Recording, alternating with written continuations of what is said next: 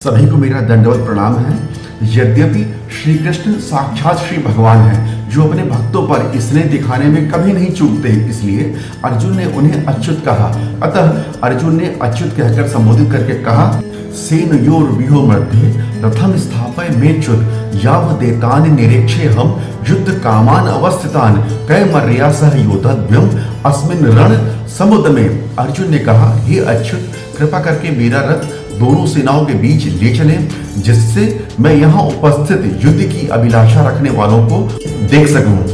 अर्जुन का श्री कृष्ण जी से देखने का आग्रह करना ही गीता की पूरी संवाद का द्वार खोलता है। यह आग्रह एक गहरी मनस्थिति को दर्शाता है। यदि युद्ध भीतर से अर्जुन की पुकार होता तो उसे दुश्मन को देखने की जरूरत ही नहीं होती, वह सीधे युद्ध में उतर जाता। लेकिन यहाँ युद्ध अर्जुन के लिए ऊपर से आया हुआ दायित्व है, भीतर से उपजी हुई उसकी पुकार नहीं है। इसलिए युद्ध उसके लिए एक विवशता है, एक मजबूरी है कि लड़ना पड़ेगा। इसलिए वह देखना चाहता है कि कौन कौन युद्ध के लिए तत्पर है। एक इंपॉर्टेंट पॉइंट निकलता है यहाँ पर।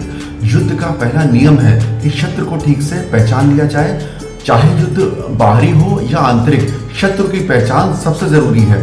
जो युद्ध पिपासु होता है वह अक्सर हारता है, क्योंकि उसकी आतुरता इतनी तीव्र होती है कि वह देख ही नहीं पाता कि सामने असली शत्रु कौन है। और बिना शत्रु को पहचानते हुए युद्ध करना हारने की पहली सीढ़ी है। तो अर्जुन की यह ऑब्जर्व करने की इच्छा दर्शाती है कि वह युद्ध पिपासु नहीं है, क्रोध में अंधा नहीं है, बल्कि वह शांति और साक्षी भाव से देखना चाहता है। और यह एक गहरी सीख है कि युद्ध के क्षण में जितनी शांति साक्षी का भाव चाहिए विजयश्री के लिए, उतनी शांति किसी और क्षण में नहीं चाहिए होती है। लेकिन यही निरीक्षण अर्जुन के लिए दुविधा भी बन सकता है। जो व्यक्ति गहराई से देखता है वह अक्सर युद्ध में उतर ही नहीं पाता, क्योंकि निरीक्षण से लगने लगता है कि सब व्यर्थ है, सब निरर्थक है।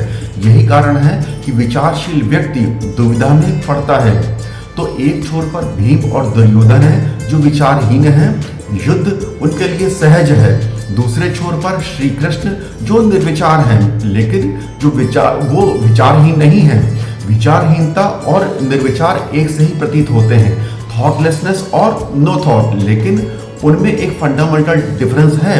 निर्विचार वह है जो विचार की व्यर्थता को जानकर उसके पार चला गया हो, ट्रांसेंड कर गया हो। तो अर्जुन बीच में खड़े हैं। श्री कृष्ण की भूमिका यहीं से निर्णायक होती है। यदि अर्जुन विचारहीन होते तो श्री कृष्ण को कहने की जरूरत नहीं थी, और यदि वह निर्विचार होते तो भी भगवत गीता का प्रकट होना संभव नहीं था। भगवत गीता का जन्म हुआ क्योंकि अर्जुन बीच में थे, विचारशील, दुविधाग्रस्त, निरीक्षण करने वाले। और यदि अर्जुन विचार में ही अटके रहे तो उनका मार्ग युद्ध का नहीं, पलायन का होगा। लेकिन यदि वे विचार से ऊपर उठकर निर्विचार की स्थिति में आ जाएं, तो वही उसे सच्चे योद्धा की भूमिका में खड़ा करेगा। इसलिए अर्जुन का यह निवेदन, मुझे शत्रुओं को देखने दो, उनके भीतर की दुविधा, निरीक्षण की प्रवृत्ति और विचारशीलता का प्रतीक है। और यही पॉइंट आगे चलकर गीता के संवाद का आधार बनेगा, जहां श्री कृष्ण उसे विचार से निर्विचार की ओर, दुविधा से संकल्प की ओर और निरीक्षण से कर्तव्य की ओर ले चलते हैं। जय श्री राधे।